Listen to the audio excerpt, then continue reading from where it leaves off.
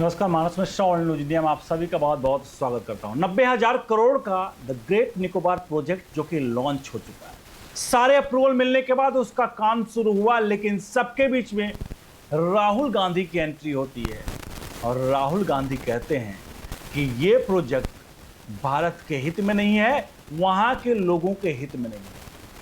लेकिन जब इसका पूरा कच्चा चिट्ठा खुलता है तो राहुल गांधी का एक ही सवाल था जो बार बार वो पूछ रहे थे कि ये सिर्फ अडानी के हित का मामला है। लेकिन जब हम इसके तथ्यों को खोलते हैं, चीजें खोलते हैं, तो पता चलता है ये 2008 में साइन किया हुआ राहुल गांधी यानी कांग्रेस पार्टी का क्या चाइना वाला एमओयू इसके पीछे आड़े आ रहा है, आपको अभी पता चल जाएगा। चूंकि राहुल गांधी एक बार फिर से द ग्रेट निकोबार में पहुंच गए और वहां पर वो समंदर में गोते लगाते हुए देखे।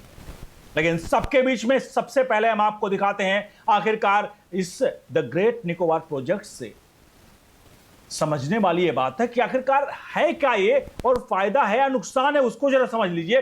फिर आपको राहुल गांधी का जो कहानी है वो समझ में आ जाएगी। तो कमेंट बॉक्स में अपनी राय प्रतिक्रिया जरूर दीजिएगा और वीडियो को लाइक शेयर जरूर करेगा। तो आपको क्या लगता है द निकोबार प्रोजेक्ट, मैं आपको खबर देखने के बाद इस पर राय जरूर दीजिएगा कि आपको लगता है कि द निकोबार प्रोजेक्ट क्या देश के हित में नहीं है। जब हम आपको साक्ष्य और आंकड़े सौंपते हैं, पहले हम जरा देख लेते हैं कि राहुल गांधी क्या कह रहे हैं। राहुल गांधी का कहना है, असल बात यह है कि वे मिस्टर यानी गौतम अडानी की मदद करना चाहते हैं और ये अपराधी भारतीय जमीन हड़पने के लिए नेवी और सेना की आड़ ले रहे हैं।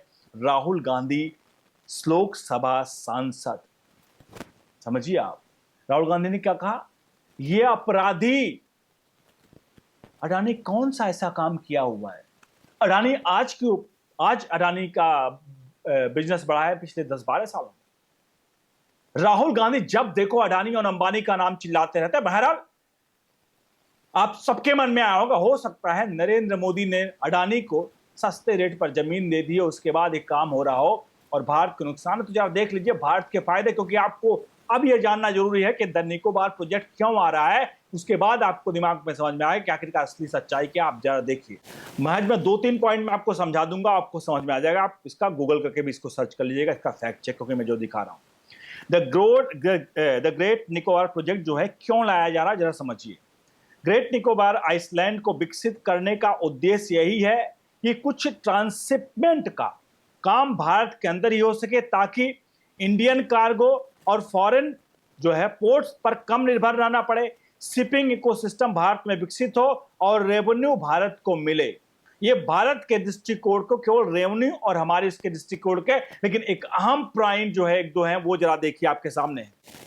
आसान भाषा में समझे कि अभी मलक्का रूट से आने वाली कई भारतीय कार्गो जो शिप हैं वो सिंगापुर या कोलंबो जैसे पोर्ट पर रुकते हैं, फिर वहां से छोटे छोटे जो जहाज हैं वो वहां से भारत लाया जाता है। इसलिए इसका बनना यहां जरूरी है। जरा एक पॉइंट और देखिए, अब स्ट्रेट ऑफ मलक्का पर क्या प्रभाव पड़ेगा, क्योंकि स्ट्रेट ऑफ मलक्का आपको प्रभाव पड़ेगा, उसको है क्या उसको हम बताएंगे। लेकिन मैंने आपको मलक्का रूट बताया, और ये मलक्का रूट है क्या।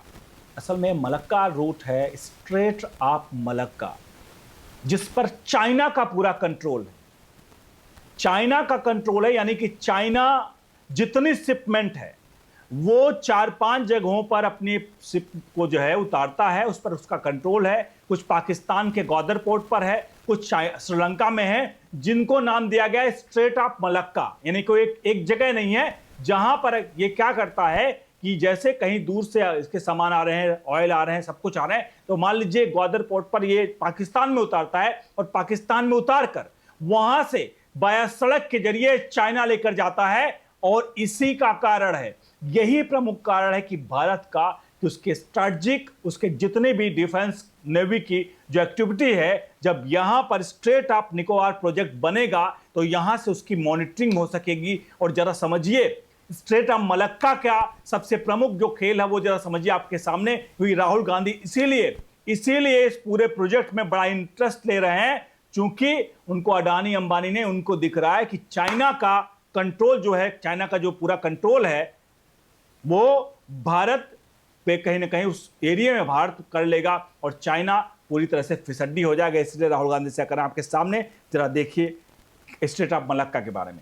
अब स्टेट ऑफ मलक्का आप समझ गए, स्टेट ऑफ मलक्का पर क्या प्रभाव पड़ेगा। भारत की निगरानी क्षमता बढ़ेगी।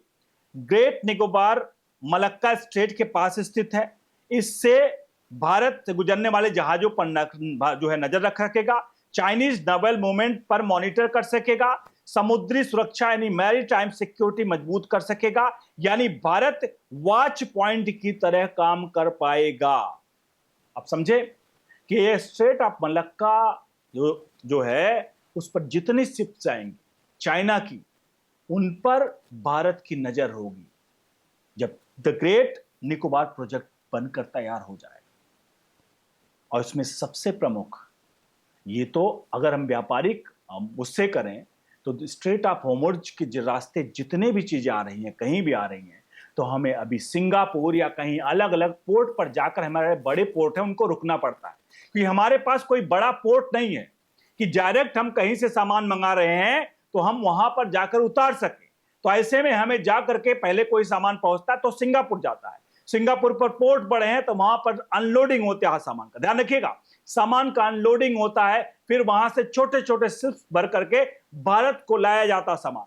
यानी कि सबसे प्रमुख काम, एक तो हमारा रूट बढ़ता है, हमें सिंगापुर जाकर के वहां पर सामान की अनलोडिंग करनी पड़ती है, वहां का कार्गो का फीस देना पड़ता है, वहां के रुकने का फीस देना पड़ता है, उसके बाद वहां शिप्स चेंज होते हैं, उसके खर्चे पड़ते हैं।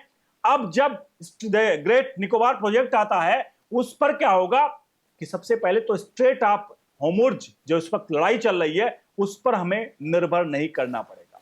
द ग्रेट निकोबार प्रोजेक्ट बनने से बहुत सारे ऐसे रूट्स हैं जिसके जरिए हम अपने सामान को सीधे इस पोर्ट पर ला सकेंगे। और पहली बात सबसे प्रमुख कि हमारी बड़ी शिप्स जो हैं, कार्गो जो हैं, वो सीधे तौर पर यहां आकर रुकेंगी, जिससे हमारा रूट भी नहीं बढ़ेगा जो हम घूम करके जाते हैं सिंगापुर या अन्य अलग अलग पोर्टों पर, क्योंकि हमारे पास पोर्ट इतने बड़े नहीं जहां हम रुक सकें। तो डायरेक्ट हमारे पास ये शिप्स जो आएंगे डायरेक्ट हमारे पास आएंगे, अपनी कंट्री में आएंगे। यहां पर हमें छोटे, क्योंकि हमारे देश में पहुंच चुके हैं, तो हम सीधे तौर पर यहां से अपने घर में ला सकेंगे। ना छोटी शिप ले जाने की जरूरत है, ना किसी को किराया देने की जरूरत है 2 4 6 घंटे जहां पर रुकती है। तो इससे सबसे बड़ा प्रमुख फायदा यह होगा। इसके अलावा बहुत सारे ऐसे अफ्रीकन कंट्रीज, बहुत सारे कंट्रीज के ऐसे भी हैं शिप्स हैं जो इस रास्ते से गुजरते हैं। इसका मतलब यह है केवल भारत अपने शिप्स के लिए नहीं, अपितु भारत कई ऐसे देश हैं, कई ऐसे कंट्रीज हैं जिनके शिप्स आकर हमारे यहां रुकेंगे। जैसे सिंगापुर में हम जाते थे और रुक करके भारत में वो यहां पर फ्यूल लेंगे, क्योंकि बहुत समय होता है तो फ्यूल लेते हैं, सब चीजें करते हैं। यहां पर हो सकता है वो छोटे जहाज को, उनके यहां जगह नहीं है तो यहां पर आकर वो अपने शिप्स को मतलब छोटे छोटे उसमें तोड़ करके ले जाएं।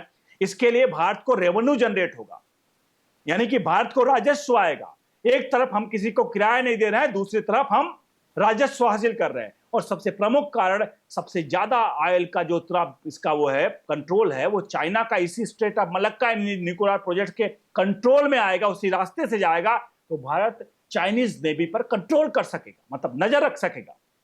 ऐसे में राहुल गांधी का सिर्फ एक ही कहना है कि भैया ये जो है वो अडानी को सस्ते में दिया जा रहा है, अडानी के साथ डील है, गद्दार, क्या क्या कह रहे हैं राहुल गांधी, अपराधी।